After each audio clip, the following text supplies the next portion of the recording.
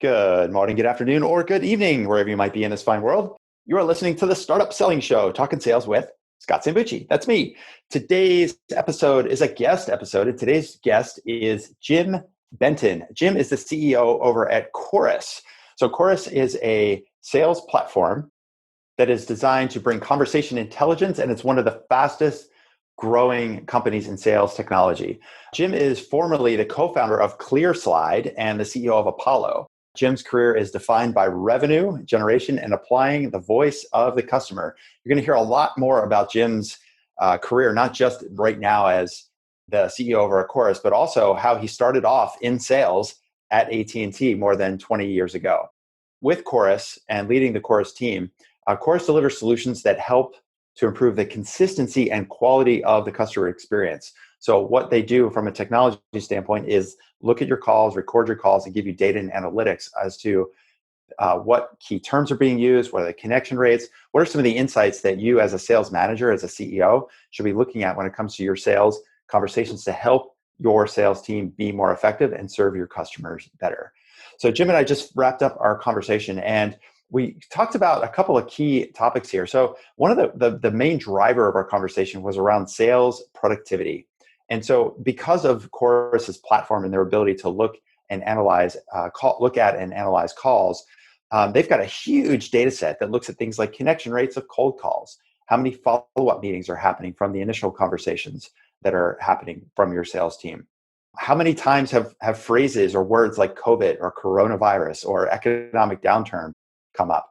And so in the course of our conversation, we looked at some of these different data points and different analytics and then talked through what are some of the insights and changes to the way that you're operating your sales team. What are some changes you could be making in terms of both tactically, but also from a mindset standpoint?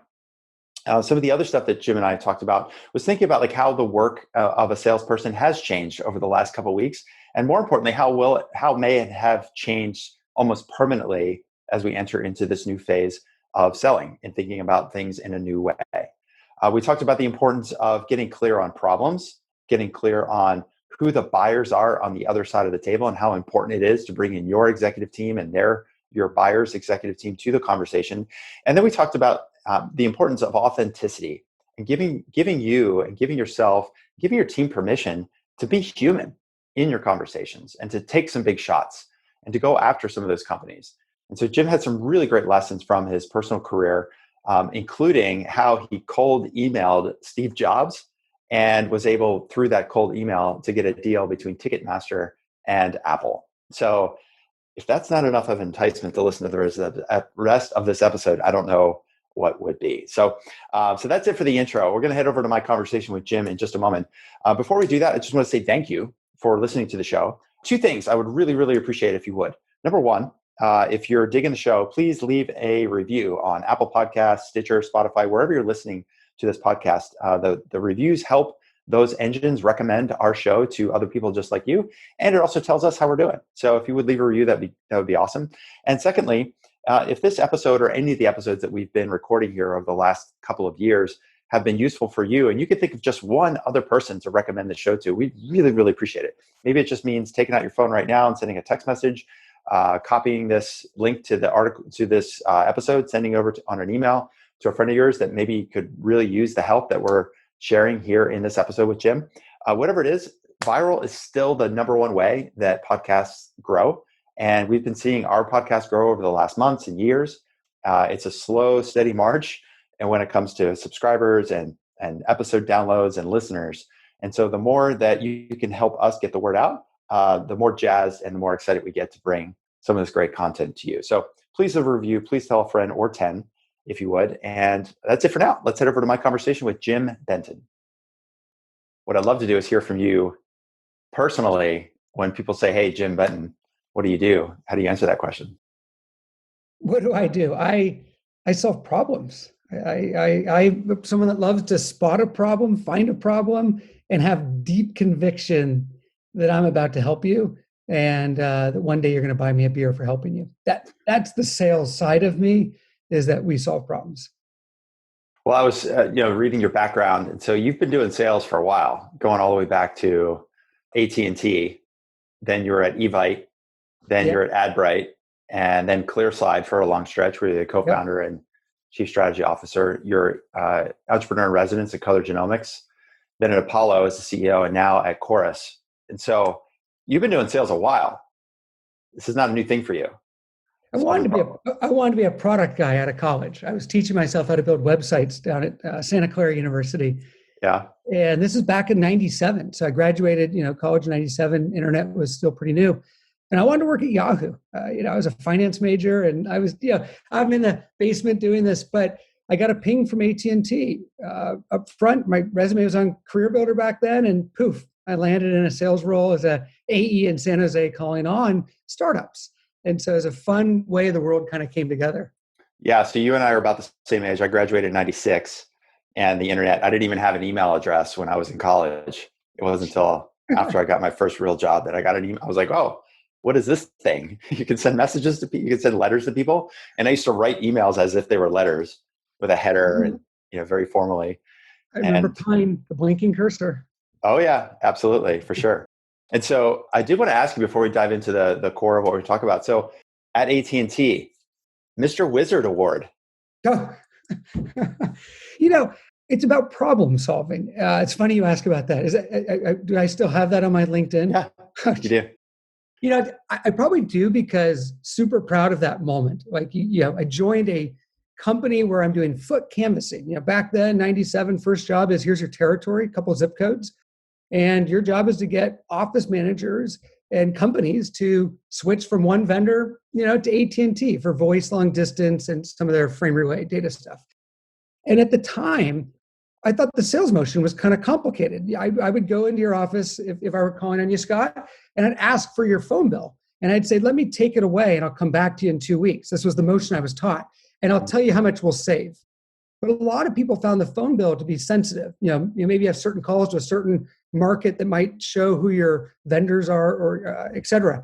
So they didn't want to give you the phone bill. And so I wrote this, I had a little laptop, and I wrote just an Excel macro. This is my finance side, where I put every rate for every country and every local LATA and toll deep in the Excel spreadsheet. And then I built a really clean little input page, and then a tab that was a pretty proposal, basically. And instead of going to companies and saying, hey, I think I can save you money, can I get your bill? I said, look, you give me 12 minutes in a conference room with you, and in 12 minutes, I'll tell you down to the penny how much I can save you. And so they'd say, sure, come on by. eBay was actually one of these early day startups. And I'd sit in the room on my laptop looking at their bill, and then I'd turn the laptop over and I'd get about 12 minutes to talk to them. I'd say, look, I can save you $385. Can we get you a contract? And that's what was recognized as a new approach to selling. And Mr. Wizard was, I had to go spin that out to 50 other sales reps. Dude, that's a great story. It was fun.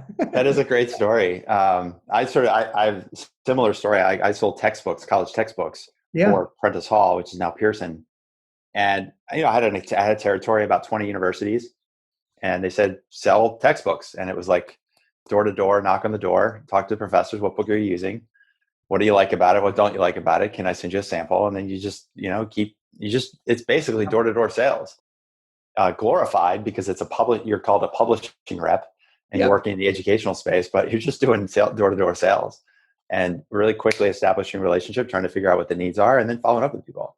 So that's it. I think that was it. Typically in these bigger companies, is that the other vendor's not really taking care of them, and you're the new person, and you're looking to, take good care of these customers. Well, I love that story as a backdrop, and I had no idea where you were going with that when I asked you. I do think it's a really great segue into, what I would consider kind of the main topic I'd love to jam on a bit with you, which is sales productivity. I mean, what you just described is, this old motion isn't working. It's an old process. Customers aren't willing to share information with you, and I got to figure out how to accelerate things and do the selling in a creative way. And so, with what you're doing over at Chorus, I know that right now, more than ever, productivity has come up when it comes to sales, and you've got some really great data I'd like to talk through. And then even on a higher level, whether it's a COVID world or not, I think there's some really good lessons for all of us that are coming out of how should we be selling, not just in a COVID world, but how should we have been selling, and how do we need to be selling going forward? And so Maybe just take a moment, just describe what Chorus does, just for context for people who maybe for whatever reason haven't heard of Chorus or they're not familiar with the platform, so that we can use that as a backdrop to why we're going to talk about sales productivity. Yeah, happy to. I was a Chorus customer before joining the company, so I've had a front row seat to it. But at the end of the day, these meetings that we're in right now are the most important interaction that companies can have, or two parties coming together can have, and no one's a part of them except for Zoom, Chorus, and the two of us. We're the only vendor that's here, and so our goal is to make sure that we can capture and really understand the truth of what's happening in these interactions, and to get that data with really rich intelligence so that it can be understood at scale back into all the other systems we use. And I think that the things that get me out of bed on that is, how do we just help people to bring their best to every interaction? How do you make sure that I today am bringing the best of several hundred Chorus employees to this interaction, every all-nighter we've pulled, every ounce of research we have? And the only way you would know if I brought my best is if you're in the interaction, and you could look at the methodologies I'm following, the questions I'm asking, using AI to really analyze this in a thoughtful way and to coach me. And then secondly is the voice of the market. The data that's gained, just you and I having fun talking today, what I will learn from you is so valuable to the several hundred Chorus employees that need to know that.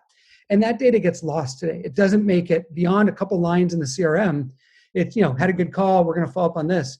The richness of what we're going to do, the voice of the prospect and the customer, how do we get that back to every engineer, every product person, the CEO, to understand really what's happening in the market? And that's what Chorus does, and does it at scale to just improve all these different interactions. Yeah, I love that. So if we look into we're talking about the note-taking aspect of what we're doing right now in this conversation.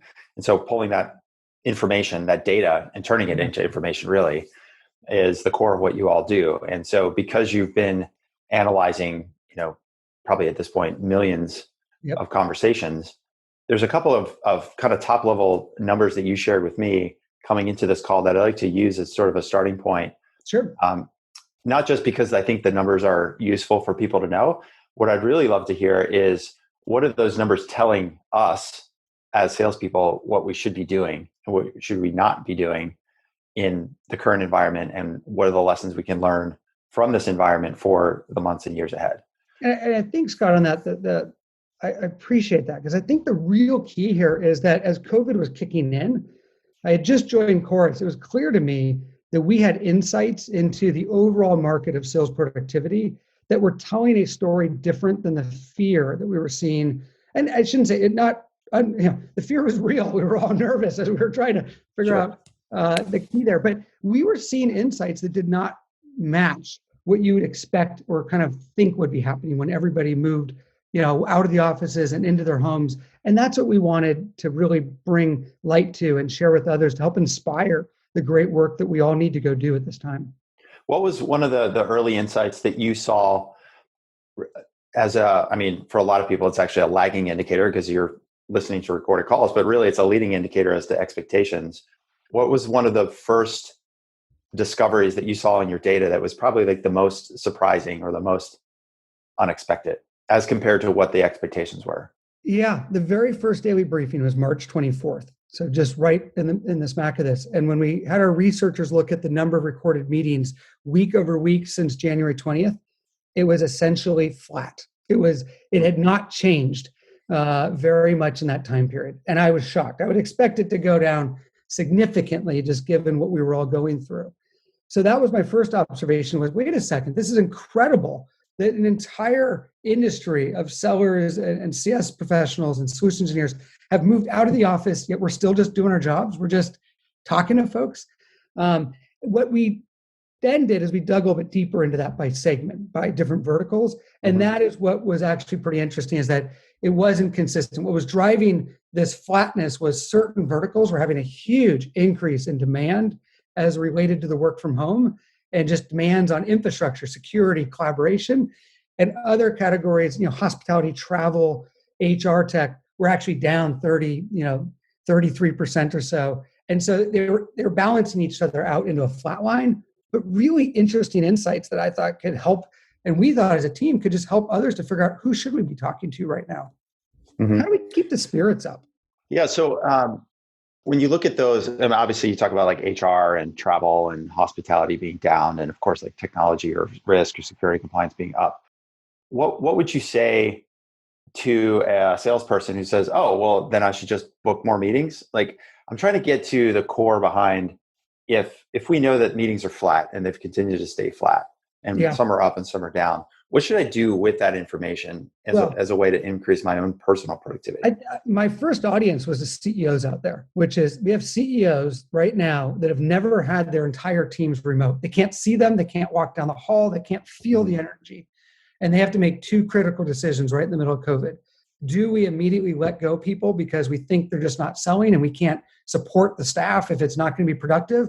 Do we freeze hiring because we don't think it makes sense to bring new reps on because how would we onboard them? Is our pipeline going to dry up because no one's talking? And so my message was really to fellow key leaders that have to make core decisions to basically say, hold on, don't, if you don't have to, keep your staff, keep hiring. And if we could keep global commerce flowing, that was the number one focus was, wait, let's share data. We actually do have the voice of the market. We understand exactly what's happening, and we want to make sure you're aware of it.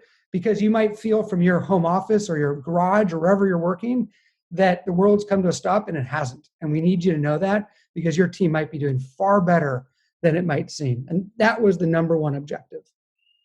Yeah, that's interesting. I think a lot that the first instinct whenever there's a lot of anxiety is people get scattered and they sort of crawl back into this protection mode, which is normal. It's like human survival. Yeah. When things are weird and things are, you feel distraught, you don't know what to do at first.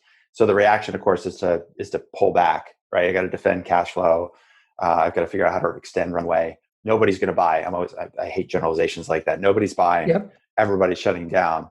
And so I think seeing the data that says, look, commerce is still occurring. It's an $80 trillion global economy, yep.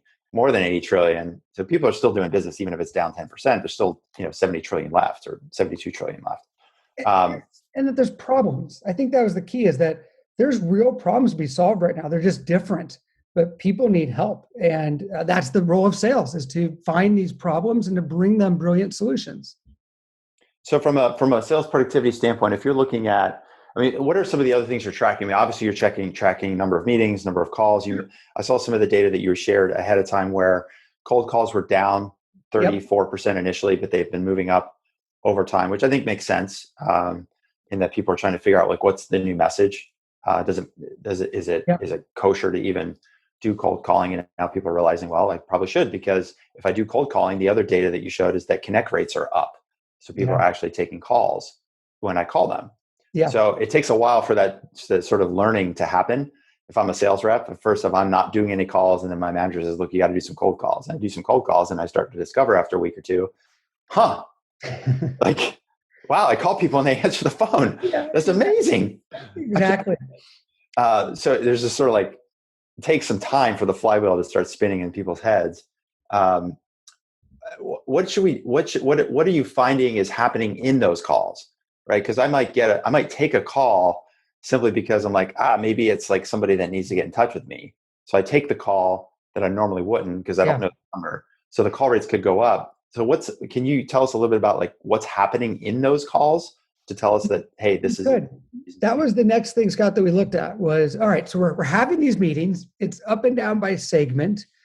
What's going on? And more importantly, how do we help leaders now train their teams or make sure that we're doing training remotely? So the first thing we looked at was, are we talking about COVID-19 in the call? And what impact is it having? Mm-hmm. When is it showing up? Is it the beginning of the call, the end of the call? Who's bringing it up, the prospect or the buyer? And that's when we were looking at the data week over week. February 23rd, 8% of the calls had a mention of COVID-19, jumped to 29% the next week, 63% the following week, and 98% of calls were mentioning COVID-19. And why does that matter? Because as a sales leadership group, have you talked about this with your team? When you're doing your daily huddles, how do you want to talk about COVID? Empathy is important. Authenticity is important. Is there any way and context to talk about it? And that was a big area of, look, if this is a key driver in a call, let's make sure we can talk about it as a group and see if we can at least coach up our team on how to work through this tough time and talk about it in a thoughtful way. Yeah, that's interesting. So like I got to the point myself where after a few weeks into this, and I'd get on a call with a CEO or somebody on the other side, and I'd start the call and I'd say, all right, so do you want to have the obligatory COVID conversation or should we just jump right to it? And inevitably they would do exactly, they just laughed. They're like, okay, let's just get to it. We're live. Yeah, we're done. We knocked it out. We got it out. We got it out of the way. Are you seeing that took a few weeks, by the way. The first sure. 4 weeks. Totally. I think that was what I enjoyed about just starting this. And I would have daily folks giving their insights. Look, if you were doing cold calls, that first couple of weeks, and look, we're still in COVID right now, but those first few weeks, I mean, it reminded me of the 2008 Great Recession. It reminded me of even some of the challenging times in 2001 when I lived in New York and watching what was life like right after these really difficult life events. And sales specifically gives you a little bit of a gut wrenching, like, wait, am I really about to call someone? And I think that what we were seeing in that was that the human side of sales was starting to shine through. And the connect rate showed that people do want to talk. They're kind of trapped at home. The authenticity of just being real was super important. And that there were a lot of companies that were in a position to help, meaning that even using the Chorus example, we knew a lot of people were remote working from home and they couldn't walk the halls and they needed to stay connected. And so that was my message to even our own BDR group was we shouldn't be apologizing. We should be authentic. But boy, we're really helping these leaders who have never had to manage remote teams. And we should come in with that message that this isn't a, hey, sorry for bothering you. It's, look, tough time. I think we can be a key solution. Let's better understand what your team's doing. It's wartime mode. And that's why we called it even daily briefing and not any other word, webinar. This wasn't webinar time. This is real data out to the market to make big, bold decisions. And so do you have any like sort of insights around the data when people talk 98% of the conversations included a mention of COVID? Do you have context for the best approach to mentioning it? Because I think like I saw this just in terms of, I'm getting inbound emails from people just like every other company founder. You get them too. And the ones that are addressing COVID as a check the box, hope all is well in these turbulent times. Yeah. Oh, by the way, here's a link. Would you like to see a demo of my product? So they're sort of like mentioning COVID, but it's not really in a way that shows empathy or at least trying to show how you might be able to help in this time. So do you have context around the data that says some of the data right or wrong way? Yeah, I mean, before COVID, the small talk was about Super Bowl and vacations. That's what people would talk about. Once we got into COVID, the opening calls were much more about health, family, kids, pets. So suddenly people were having very real conversations about their life. Their backgrounds were showing parts of their life. And I think people were recognizing that. The data was showing that I think the key data site that was surprising to people was that the connect rate, I think it held steady around between 10.2 and 9.6% on cold calls. And that people were willing to answer the phone. And what we kept hearing is that they were engaging. They actually enjoyed talking to someone. They appreciated that someone else was doing their job. Like I would hear from our own team as I listened to the calls that people would say, look, I know you're calling me and I'm kind of surprised you're calling me to pitch something. And then they'd say, look, I appreciate you doing your job right now. Like that, we're all having to do our job. And I'll give you a second. What is it? Why did you reach out to me? And that's the moment where the conviction of a great sales professional will shine through or it won't. If we're really calling for a reason, it'll shine through. If we're just calling because that's what we're supposed to do, we're dead in the water. So do you have, so we talked about this sort of crescendo hitting up to 98%. Has that declined over the last couple of weeks? And is it hit kind of a stable point of it comes up at 50% of calls? Do you have any perspective on that? Yeah. I was looking at our own team last night, specifically on that, just how many COVID-19 mentions have showed up in our calls. So that's the most recent time I looked at it. And it was down significantly in the last 3 weeks. I mean, you can see it sort of peaked and has come down. Mm-hmm. What we have seen an increase of, I think a couple pieces. One is we started to see an increase in payment terms. So a shift from net 30s, which is pretty standard. I think 70% of calls would typically talk about payment terms as net 30 terms, huge shift to net 90. And pushing out. And those are important, indications. So 76% of calls back in kind of early March, pre-COVID, would just talk net 30 terms.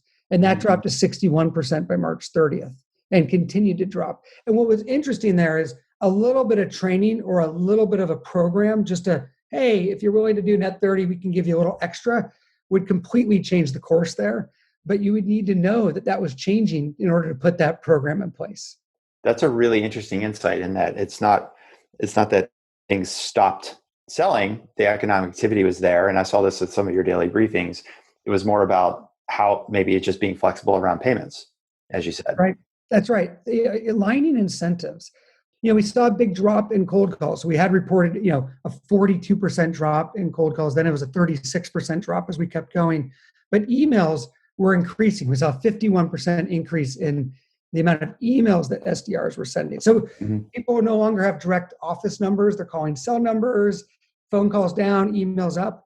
But then we started to see an impact in meeting rates drop. And then in the last few weeks, we saw the cold calls pick back up. So it's been really interesting watching behavior changes, across the different, sales focuses. Yeah, it's almost like going reverting back to the mean a little bit, even though we're all in this still work from home environment for the most part. I mean, I know myself, those first 4 weeks, we didn't even have distance learning programs set up for my son with school. And it was like my wife and I, it was pretty much chaos every day.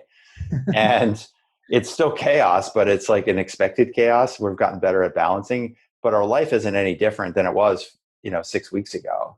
Totally. We still have the exact same schedule. I've just figured out how to streamline the work that I was doing in a way that allows me to get back to more normal, like the same kind of doing podcasts with you, having coaching calls with clients, having sales calls with prospective clients. All of those things are happening. But it's still in this new environment, which does make it difficult, and it forces me to make choices. And I'm sure it's the same with your customers.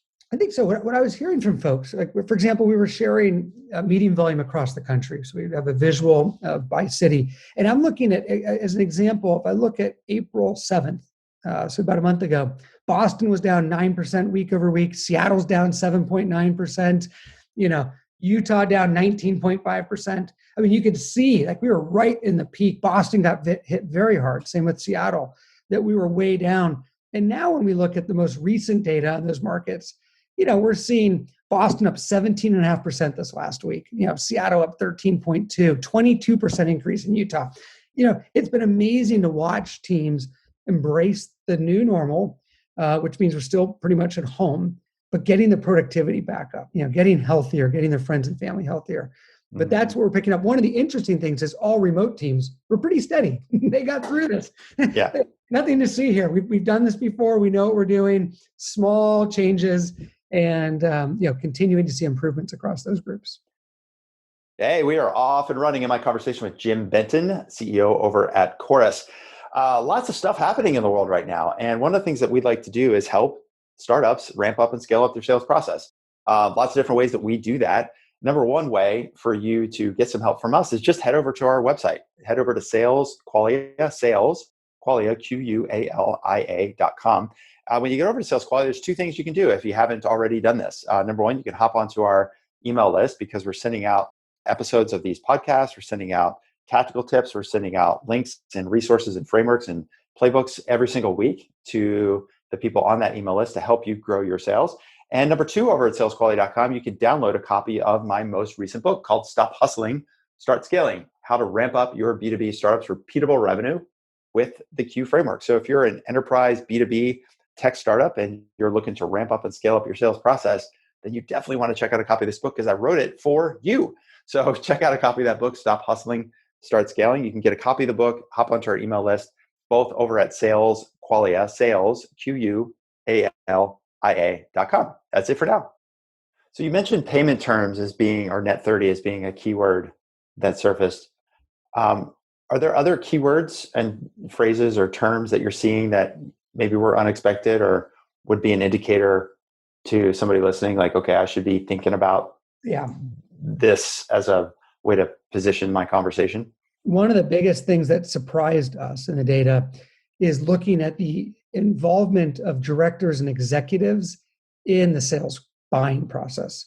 And so looking at those titles joining, these Zoom meetings, and calls was really significantly up. So 74% increase. And this is data from just May 4th, a couple of days ago. So 74% increase in directors joining the sales calls and a 50% increase in executives joining the sales team calls. So that means sales calls are wildly different than pre-COVID. We now have AEs that have a C-level executive or their director involved. And we're on the buying side, we're seeing the exact same thing. 60% increase in directors joining calls, 60% increase in executives joining calls. So in many ways, buyers might be just matching sellers or sellers matching buyers. But two takeaways. One is it shows that we might have friction in the system right now. It shows Tell that me more about that. Well, it's possible that we're not all aligned, that these calls aren't just simple, hey, look, send me the contract. Yep, let's go do this. Let's work together. But we really need to prioritize, is the problem we're solving a top priority for a company? If budgets are tight, let's get the execs closer to this. And so friction means that more selling is required to really justify or understand that, is the solution going to truly drive the right ROI? Is the budget, can it be allocated? And is this worthy of the cause? The second observation, potentially, we saw some increase in Monday meetings. So day of the week time frame, Monday meetings went up. And one of the observations, and this is anecdotal, is just that enterprise teams aren't traveling as much on Mondays. That they are, we're out in the field. And we've seen a big increase in enterprise sellers joining the Chorus platform as an example. So they're getting more time in the week to sell, and they're increasing their activities on Mondays, and we thought that was an encouraging sign. And so one takeaway is, right now, executives are just one click away from any meeting, right? One click on a Zoom and poof, you're joining key sales meetings. And that might be also driving an increase as we've been talking to different sales professionals out there. Do you have any perspective as to so if I'm a rep and I'm getting my manager involved and I'm talking to my counterpart on the other side and they're getting their manager or their executive involved, is there something that as a salesperson I should be doing? Like, what are the successful salespeople doing that are getting that executive on the other side into the call? Because that's heaven, right? If I can get my exec, if I get somebody like you talking to the CEO on the other side of the table, I just sit back and let you all talk strategy, talk vision, talk relationship, and the sale can execute much more quickly versus having to run down and up the flagpole. That's what I'm hoping to empower through this data. This is the market's data. But this data says you should absolutely be bringing your senior leadership into your calls, and you should be talking to your buyer and encouraging or letting them know, can we bring finance into the call? Can we bring other key stakeholders? A, that's happening across the market, so don't feel bad that you're doing that. And B, deals aren't getting done without finance approval right now. And deals aren't getting done with CEOs signing off. We're seeing budget freezes across the board. We track words such as postpone or freeze in the calls. About 6.4% of calls have that language. Actually, 1.7% of calls in opportunities have that language. 6.4 is what we're seeing for reduction in force and kind of changes to the hiring profiles. But this suggests that you should be engaging leadership in your calls if you want to get your deals over the line this quarter. And if you truly believe that you're solving big problems, this is a good use of everybody's time. So if I'm an executive listening to this, I go, well, that sounds great, but I got 10 sales reps all remote across 3 time zones. And now you're telling me I should get on every sales call with my sales team. Like, there's only one of me and there's 10 of them. Well, the good news with the way we're all working is our days start early and they end late, and we don't move very much. So the ability to support 3 time zones and remote salespeople, click through our video calls is actually remarkable. The level of productivity increase that I think everybody is saying right now, and I'm not suggesting this is sustainable or healthy in some of the ways we're doing it, but people have been shocked by just the levels of increased productivity, increased engagement with people from at least a meeting standpoint. So we are engaging more people than we're used to. I think the recharge is what I've been asking people is, how are we recharging ourselves? Those moments in the lobby, those moments in the kitchen, the fun that we have at work, a cup of coffee walking into work, those are recharge moments. And it's important that we figure out ways to recharge right now, with the way that we're all working. So what are you doing on that front? How are you recharging? For me, I enjoy connecting with people. Maybe the old sales side of me I've gotten a recharge out of the human side. And I think that's why I kicked off sharing some of this data and bringing on guest hosts in the morning was I wanted to start the day talking to somebody. I felt a little different to be just at home, hunkered away. And that was part of my recharge. I think the second aspect of in the last week and a half is I've started doing more audio only calls. So instead of doing everything video, and the video is remarkable. I mean, huge kudos to Zoom. My goodness, without them, we would just all of us, I don't know how the world would run. But for certain internal interactions, quick one-on-ones, a quick debrief, I've stopped doing the meeting after the meeting and now just using Slack, clicking the phone icon and just doing impromptu calls and say, hey, real quick, keep the videos and screen shares off. Just how are we doing? What'd you think of this?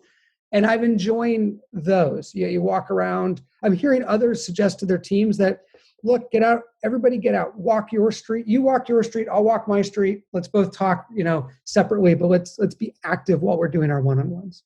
Yeah, I just saw a good New York Times article about exactly like getting away from the video meeting and just picking up the phone. And like you and I are the old hat at like using the phone. Like I used to go around a beeper and a payphone card. And so if I had to call people back, I had to go find a payphone on campus and then use this calling card and call them back.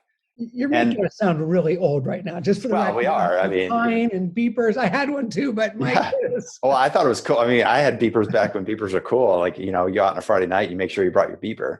You just turn it upside down. And characters make words and all that. I'm as important enough to have a beeper. Look at me, I'm cool. Yeah, I remember that.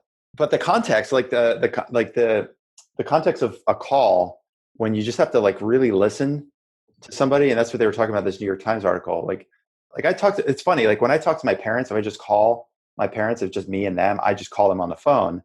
When my son is involved, we do FaceTime, and a lot of that's just out of habit. Yeah. I don't even think to like FaceTime with my parents if it's just the two of us. But I remember like when I left for college, they said, call us every week. Just call us every Sunday. Let us know you're okay. And I got into this habit of talking to them. And you have to understand like just the voice only. There's a lot more nuance. Yeah. And in some ways you actually have to be more engaged with the conversation because you only have this one way of getting information as opposed to visually with seeing the other person or visually with a slide deck. And I think it actually forces you to be better in that conversation because if all you have to do is listen, you have to really, really be present. And so it's a skill I think a lot of us may have just lost in general because of so many Zoom meetings and just email, like click and send emails. And we don't pick up the phone enough as it is. And it's an opportunity, I think, to go back to it. Yeah, I think it validates, look, when you think about field selling and being in person, the intensity of being in a room and looking and having the full awareness, it takes more energy. And we're feeling that right now when we do meetings all day versus calls all day.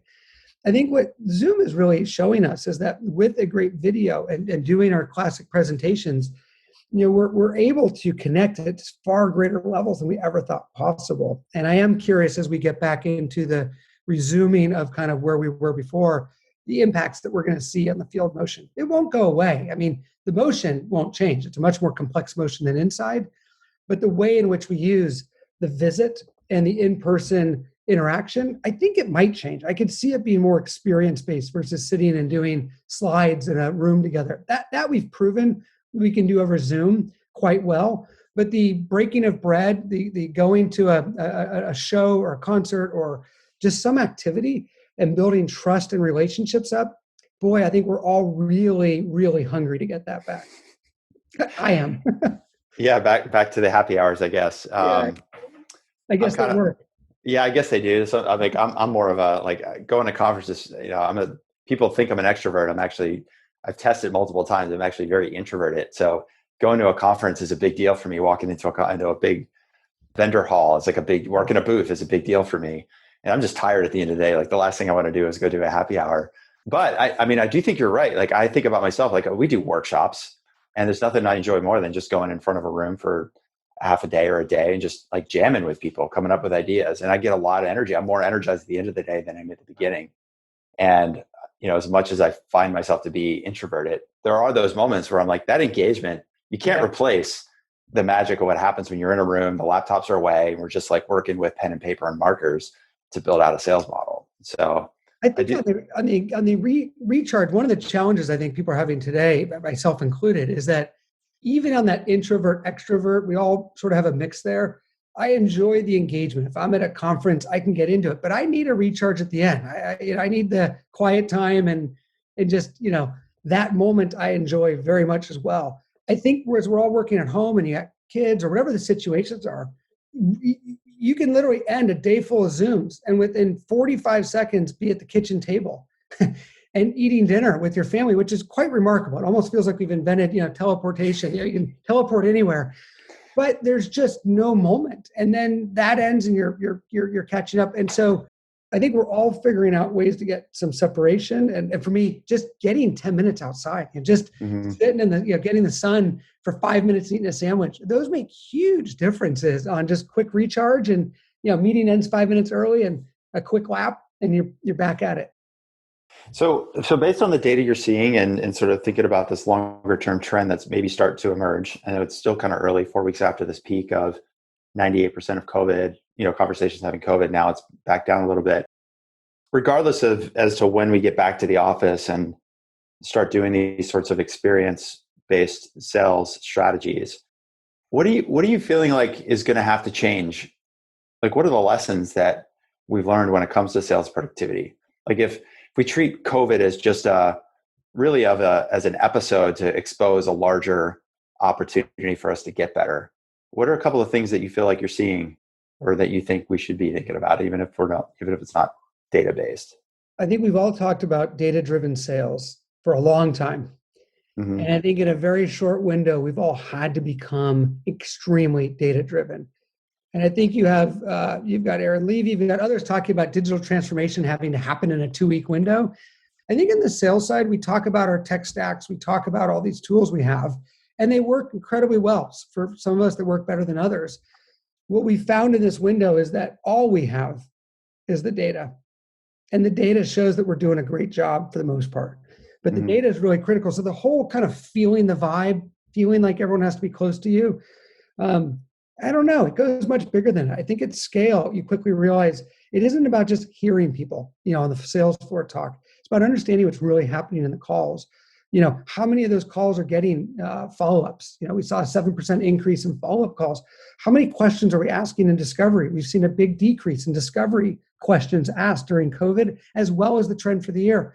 Walking the halls, feeling the energy is a really lightweight way to do this, and it doesn't go across multiple offices. And so I think what's changing is being far more scientific and data-driven about understanding the true interactions that we're creating with our customers, the ways in which we're adhering to the sales methodologies and processes, and measuring the effectiveness of the outcomes of these calls. It is a science, and I think that it's, from a data standpoint, it's a science. I think what actually happens in the moment, the empathy, the authenticity needs to be captured as well, because in some ways, right before COVID hit, it felt, and this is my opinion, it felt like sales had just gotten into this somewhat numb zone, especially on the BDR, SDR, of just auto email after auto email. We know that it's going to be one of 3 formulas, maybe a little bit of a line at the top, and it lost the conviction, it lost the heart, it lost that email to a CEO that says, look, I know you're busy, but we should talk. I'm about to really help you. And some did this better than others. I think we're going to get that back. I really hope that the authenticity of just humans connecting and doing it through leveraging these automated tools more behind the scenes, but not letting the tools run us, not having us just become the name at the top of an email. I don't think that's good. And I'm really hoping that we learn to use the technology more behind the scenes to bring the best and the most authentic aspects of us forward.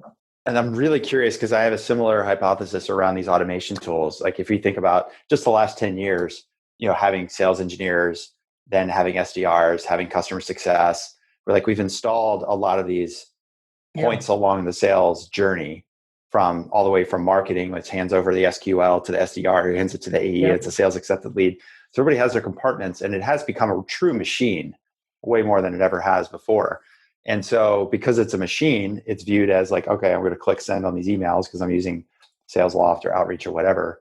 So I almost feel like we've got like this generation of salespeople that were brought up in this world of using these automated tools. And so they didn't have the opportunity to learn some of the ways to be authentic or get permission to be authentic.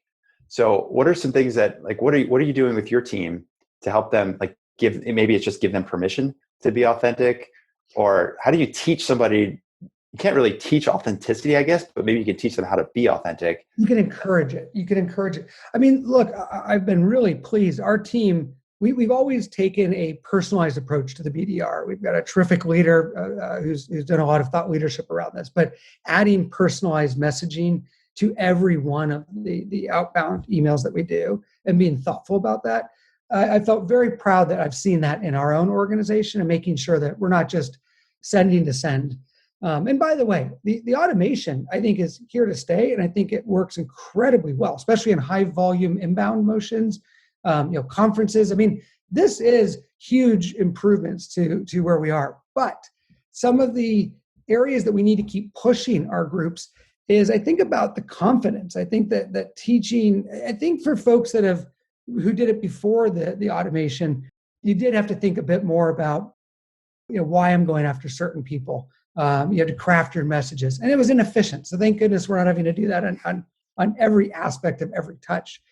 But I think that conviction of not being threatened to go after high-level people, that's what I've seen is that drip always do. I see a lot of drip go low, usually long emails, and that you got to put more in that. But when you go right to one person, if I were emailing you, Scott, and I thought I could help you, it's usually a very short email, right? I mean, Totally. I'm reaching out for this purpose. And the purpose starts to really shine. I mean, the true Jim Collins, how you're going to help someone.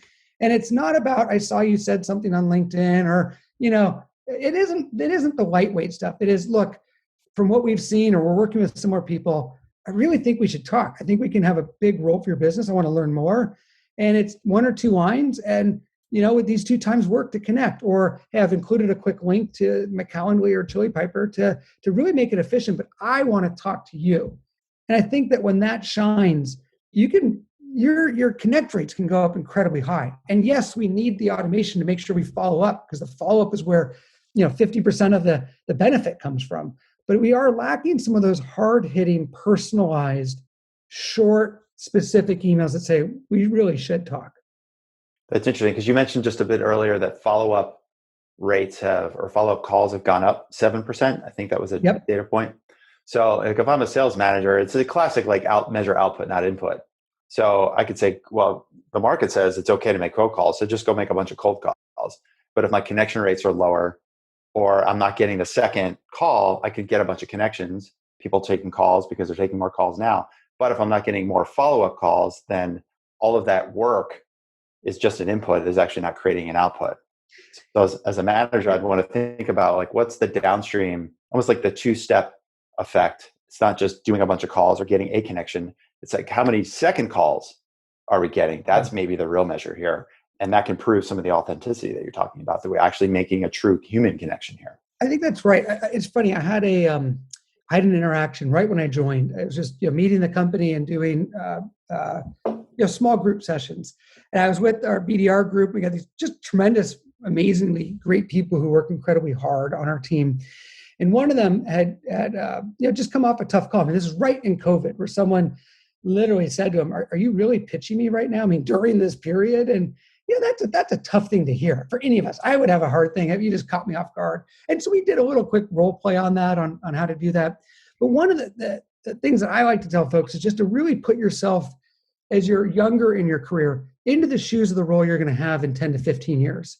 So today you might be a BDR, SDR, but you're going to be the SVP of this group in 15 years, or pick your path, whatever it's going to be. And that's the person I want to hear on the call right now. That's the person. So you can't look up at these roles as, oh my gosh, I'm about to talk to a senior person.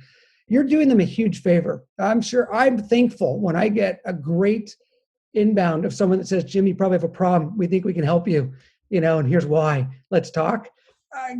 Thank goodness, because every single product we've bought in our company was based on a sales interaction. Every single back-end tool, everything was because someone brought it to us and said, "We think we have a better way to do recruiting, a better way to manage performance, a better way to do analytics."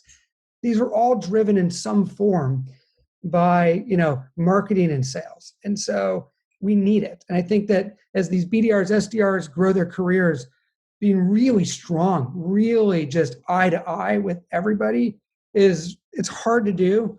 but it's so fun when you do that. And I've seen this done incredibly well from people just starting their careers. And it just means that you have to have deep, deep confidence in what you're doing, that you're truly about to change the way a company operates.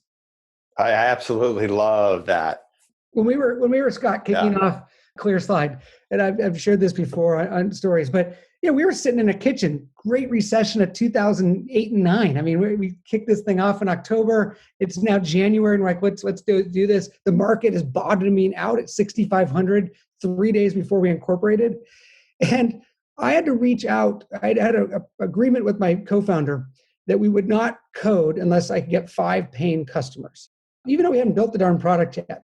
And so I was reaching out to Yelp and the Expedias of the world saying, look, I need 4 minutes of your time, and what I'm about to show you I think is going to completely change the way you sell.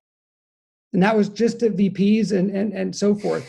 And I'd get responses like, hey, Jim, good to, and I didn't know these people. Sure, I'll talk to you. And I would do in 4 minutes exactly what I said I would. And I'd say, I don't know how you'd compete if you don't have this. And let us get on. And I'm writing credit cards down on literally a piece of binder paper and reach out to my co-founder saying 1 down, 2 down, you have 45 days to get this thing coded. And it was just that conviction was helpful. So I've looked, even in my Ticketmaster days, I sent a cold email. I worked at Evite, taught by Ticketmaster. I ran one of the media groups and went to New York and LA. And one day I came in to the LA office and I just decided, you know what? I'm going to shoot a cold email to steve@apple.com, which I didn't know Steve Jobs, but I was like, we're Ticketmaster and they're iTunes and we should do something together. So I just wrote a simple email saying, we're Ticketmaster, you're iTunes. We should do something really special together. I know when the show comes up and you know what music I love.